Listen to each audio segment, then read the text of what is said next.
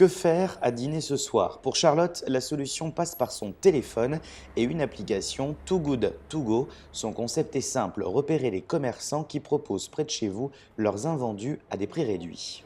Bonjour, alors je viens chercher ma commande Too Good To Go. Ouais, très bien. Entrée, plats, desserts, les produits sont frais et préparés dans la journée. Donc ce qu'on vous propose, c'est de prendre une soupe au choix. Donc on a 3 soupes aujourd'hui à vous proposer et Ok. un dessert. Voilà. Ok. Et pour cette enseigne de restauration rapide 100% bio, l'aspect commercial est secondaire. La raison, elle n'est pas financière. On vend moitié prix, on ne gagne pas d'argent. La raison, c'est vraiment d'éviter ce gaspillage qui est, je répète, qui est un ADN de notre enseigne. On ne souhaite pas jeter, on ne veut pas jeter. Quant à Charlotte, elle repart avec son dîner complet pour un prix 3 fois moins cher. Donc ça, c'est les petits croutons que je vais pouvoir mettre dans ma soupe. J'ai ma soupe ici. Hop. J'ai des couverts, donc si je veux, je peux le consommer directement si je vais au travail ou autre. Et mon petit dessert. Voilà, un repas complet pour moins de 5 € pour ce soir. Et comme ça, j'ai pas à cuisiner après ma journée de travail, donc je suis contente. Merci, au revoir. 2500 commerçants dans plus de 50 villes de France ont déjà adopté Too Good To Go, qui signifie en français « trop bon pour être jeté ». Un slogan qui est apparu il y a 2 ans comme une évidence pour la fondatrice de cette application.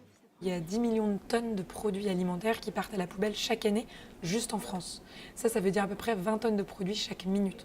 Donc depuis qu'on a commencé cette interview, ça fait à peu près 20 tonnes de produits qui sont partis à la poubelle.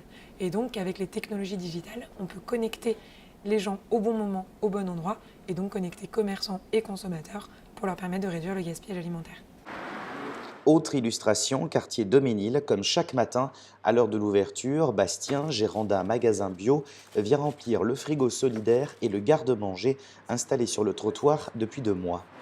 Donc là, maintenant que j'ai fait le fruit et légumes ce matin, j'ai fait un tri de tous les fruits et légumes abîmés. Je les ai enlevés pour proposer la meilleure qualité à ma clientèle. Et du coup, ces produits abîmés qui sont encore consommables, je les ai mis sur les planches. C'est le but ultime, c'est que plus rien ne finisse à la poubelle et que tout puisse être consommé et éviter cette aberration de ces tonnes de gaspillage alimentaire. Et il ne faut que quelques minutes pour que les premiers intéressés viennent examiner le contenu des cagettes, des fruits et légumes gratuits à disposition. Moi, je ne suis pas dans le besoin vraiment, mais de temps en temps, une petite chose gratuite, ça fait du bien au budget aussi. Et je fais des poubelles de magasins, moi, autrement. Je fais des poubelles de boulangerie, de magasins. Mais de toute façon, oui, mais vous savez, dans les poubelles, on trouve des trucs souvent en bon état aussi.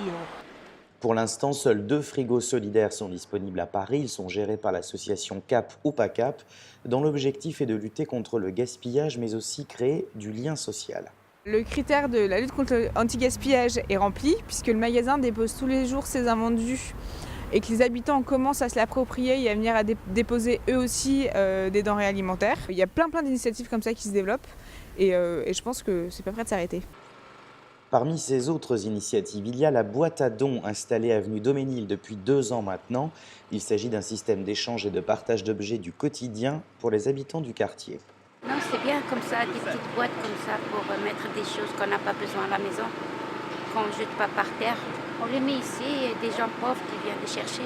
À notre époque, là, avec tous les pauvres qu'on a autour de nous et les gens sans abri et tout ça, c'est très bien. De toute façon, les gens dans le 12e, ça fait comme un village là. Donc tout le monde s'entraide, hein, je crois, dans le 12e. Preuve que cette tendance anti-gaspillage est en plein essor, ce sont 25 boîtes à dons supplémentaires qui devraient voir le jour d'ici l'été prochain dans plusieurs arrondissements de la capitale.